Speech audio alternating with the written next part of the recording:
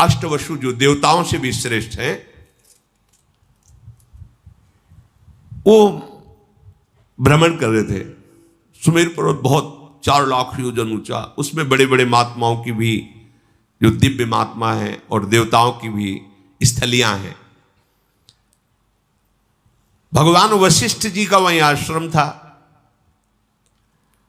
बड़े ही पवित्र पक्षी, मृग और सब ऋतुएं एक साथ उस आश्रम की शोभा बढ़ाती थी। यहां वर्षा ऋतु तो यहां ग्रीष्म ऋतु तो यहां शिशिर ऋतु, ऐसा उस वशिष्ठ जी महामहिम ज्ञानी महापुरुष 6 ऋतुएं आश्रम में शोभा बढ़ा रही थी। इतना विशालकाय आश्रम के अलग अलग ऋतुओं की शोभा अलग अलग उपवन में थी।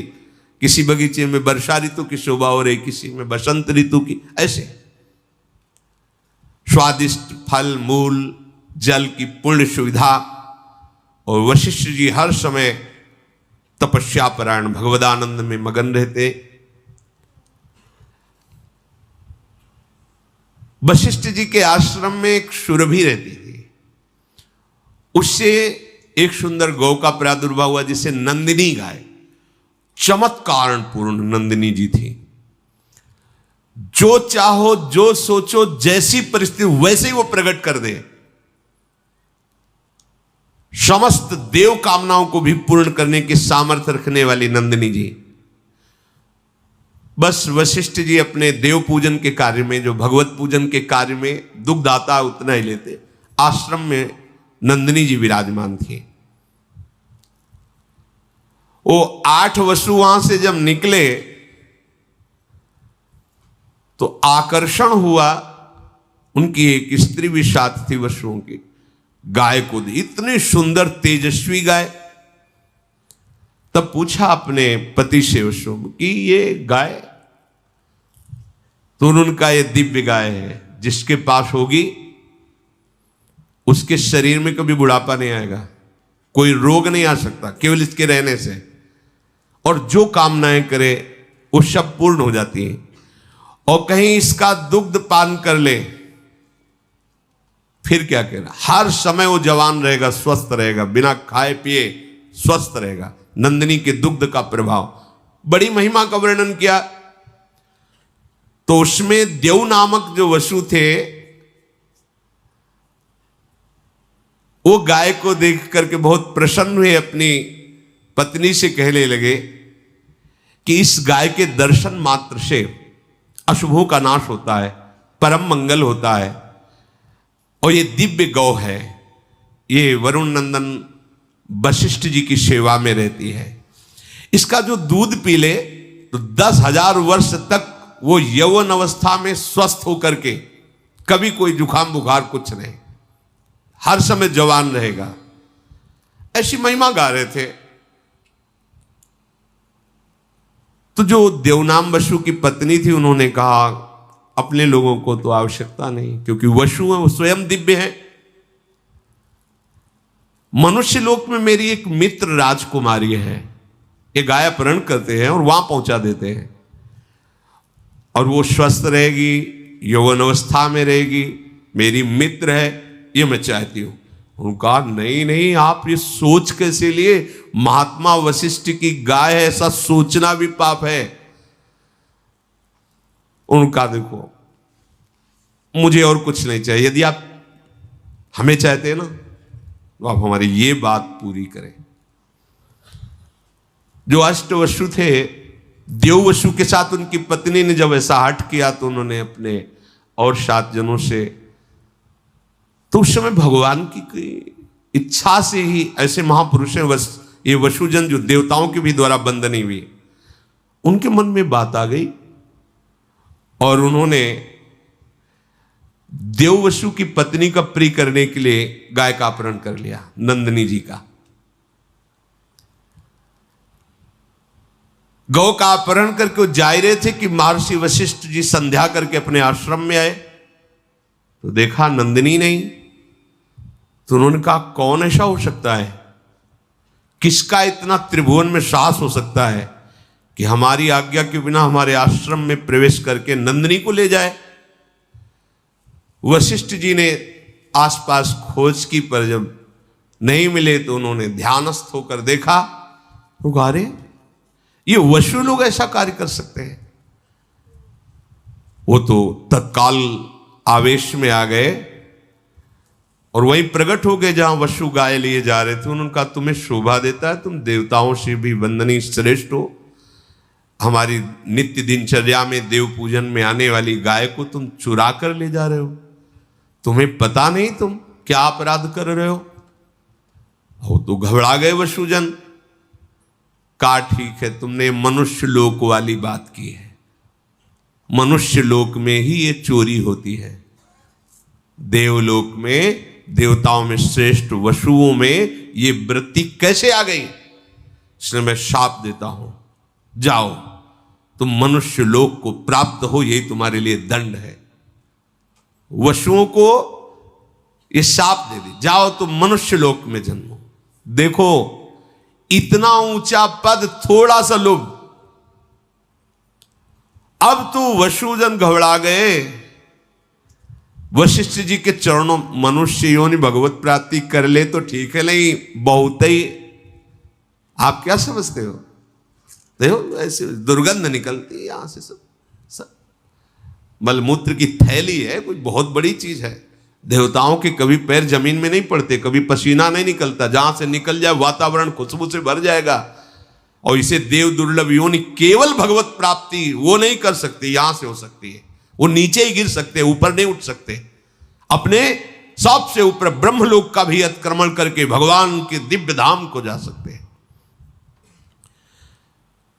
भगवान वशिष्ठ जी के चरणों में सब गिर पड़े। प्रभु पता नहीं क्या हो गया था, ऐसी गलती क्यों हो गई, प्रभु मुझे क्षमा कीजिए। आपका कृपा प्रसाद जब तक नहीं मिलेगा तब तक अब हमारे हृदय में भारी जलन होगी। आप समस्त धर्मज्ञों में, ज्ञानियों में श्रेष्ठ हैं, क्षमा क्षमा, ऐसा कह के चरणों में गिरे। अच्छा तो ठीक है, तुम मनुष्य योनि में जाओगे पर 1 वर्ष में ही मुक्त हो जाओगे। लेकिन देव 7 तो 1 वर्ष में मुक्त हो जाएंगे। तुम अपनी पत्नी को बहुत चाहते हो और उसकी आसक्ति वश इनको भी प्रेरित किया, ये तो 1 वर्ष में क्रमशः मुक्त हो जाएंगे, पर तुम्हें पूरे जीवन मृत्यु लोक में रहना पड़ेगा। दीर्घ काल तक तुम्हें मनुष्य योनि का दुख भोगना पड़ेगा। अगर भगवान का भजन नहीं तो ये दुख योनया, दुख ही दुख है, देख लो ना। मैंने जो आवेश में आकर तुम लोगों को वचन बोले हैं, मेरे वचन कभी मिथ्या नहीं होते, ऐसा ही होगा। अब सबके हृदय बहुत ही व्याकुल हुए। तब देववसु ने कहा, प्रभु जिसके कारण मैं ऊपर से नीचे जा रहा हूं, मृत्यु लोक में जाऊं, पर वो कारण मुझे ना मिले। समझ गए होंगे, जिसके कारण अर्थात अब मेरा कभी जीवन में मृत्यु लोक में जाने पर ब्याह ना हो, मुझे संयोग प्राप्त ना हो। हाँ ये तथास्तु, ऐसा ही। अब विचार किया कि मेरी मां कौन बन सकता है? वशुओं को गर्भ में धारण कर सके ऐसी कौन साधारण स्त्री थोड़ी हो सकती। मेरा पिता कौन बन सकता है? तब विचार किया कि अगर मेरी मां बनने की सामर्थ्य है तो भगवती गंगा जी में है। तो अष्टवसुओं ने गंगा जी का स्तवन किया, ध्यान किया। गंगा जी प्रकट हुई। उन्होंने कहा, मां हमें भगवान वशिष्ठ का शाप प्राप्त हुआ है कि जाओ तुम मृत्यु लोक में मनुष्य योनि को प्राप्त हो। कोई भी मनुष्य लोक की स्त्री इतनी सामर्थ्य नहीं रखती कि मुझ वशुओं को अपने गर्भ में रख सके। इसलिए आपको हमारे ऊपर कृपा करनी होगी और आप मेरे लिए इतना कि आप मुझे अपने गर्भ में धारण करें। पर मां, मुझे गर्भ में पहुंचाने वाला पिता भी कोई मनुष्य नहीं हो सकता। अब आप चयन करें मेरा पिता कौन होगा। जब गंगा जी से ऐसी प्रार्थना की और गंगा जी ने कहा कि तुम 8 को मैं गर्भ में धारण करूंगी और वशिष्ठ जी की आज्ञा के अनुसार एक को 7 को मुक्त कर दूंगी 1 वर्ष में, पर एक को रखूंगी, तुम्हारे पिता का चयन मैं करूंगी और तुम्हें संबोधन भी कर दूंगी। गंगा जी मुख्यतया ब्रह्मलोक में ही विराजमान, ब्रह्मा के कमंडल में, जो भगवान वामन का चरणोदक उन्हीं से। एक महाभिष नाम के प्रसिद्ध राजा इक्ष्वाक वंश में हुए थे। उन्होंने 1000 अश्वमेध, 100 अश्वमेध करने वाला यज्ञ, वो इंद्र पद का अधिकारी होता है। 1000 अश्वमेध, 100 राजसूय यज्ञ करके महान पुण्यों को प्राप्त किया था। वो ब्रह्मा जी की सभा में बैठे हुए थे, महाभिष नाम के राजा। बड़े बड़े सब ब्रह्म ऋषि वहां विराजमान थे। इसी समय भगवती गंगा जी पधारी उस सभा में, और हृदय में बात थी वसुओं को गर्भ में धारण करने वाले पिता का चयन। वायु भगवान को गंगा जी ने इशारा किया कि हमारी जो आंतरिक चिंतन वृत्ति उसके अनुसार व्यवस्था करो। तो वायुदेव ने गंगा जी का ऊपरी वस्त्र थोड़ा सा हटाया। जो हटाया तो ब्रह्मा जी समेत समस्त ब्रह्म ऋषियों ने सर झुका दिया। लेकिन महाभिष देख ही रहे थे। गंगा जी अपार सौंदर्य, गौरांग वदन। ब्रह्मा जी ने दृष्टि डाली, समस्त देवता ब्रह्म ऋषि सब सर झुकाए हुए हैं, लेकिन महाभिष गंगा जी को देख रहे हैं और गंगा जी महाभिष को देख रहे हैं। भगवान ब्रह्मा ने कहा, तुम दोनों ने ब्रह्मलोक की मर्यादा का तोड़ दिया। ऐसा कैसे हो सकता है कि देवी गंगा पधार रही और तुम सर ऊंचा करके देख रहे हो? जाओ, मृत्यु लोक को प्राप्त हो, तुम यहां रहने के अधिकारी नहीं। और गंगा जी से कहा कि तुम्हारी दृष्टि इन पर क्यों गई, इसलिए तुम भी मृत्यु लोक में जाओ और इनका वर्ण करो। वो खोज ही रही थी कि इन वसुओं का पिता बनने का कौर। तो ब्रह्मलोक में विराजमान महान तपोनिधि पुण्यात्मा महाभिष। जब ब्रह्मा जी ने गंगा जी को और महाभिष को ऐसे वचन कहे जिनको शास्त्रीय भाषा में शाप कहा जाता है, राजा महाभिष बड़े ही तपस्वी तेजस्वी थे। इनके पिता हुए प्रतीप, और ये पुत्र रूप में उनसे जन्मे जिनका नाम महाराज शांतनु पड़ा। ये बचपन से इतने सिद्ध महापुरुष थे कि जैसे कोई बूढ़ा जा रहा छू ले, वो तत्काल लकड़ी फेंक दिया, जवान हो गया। महान गंगा जी के पति बनेंगे। गंगा जी जिनको भगवान महादेव जी माथे पे धारण किए हुए हैं। महानदी गंगा महाभिषेक को जब देखा ब्रह्मलोक से गिर रहे, तो बीच में रोककर कहा, निराश मत होइए, जहां आप विराजमान थे उससे ऊंचे पहुंचाने का यह विधान बना है। तुम्हें भगवत प्राप्ति होगी। तुम्हारे पुत्र रूप में कोई और नहीं आ रहे, स्वयं वसु आ रहे हैं, अष्ट वसु। भावना से पर तुम मृत्युलोक में जाते ही हमारी ये बात भूल जाओगे। तुम धैर्य पूर्वक जाओ, निराश मत हो। ये जो कुछ हुआ है सब मेरे विधान से हुआ है, क्योंकि अष्ट वसु ने गंगा जी से प्रार्थना की थी।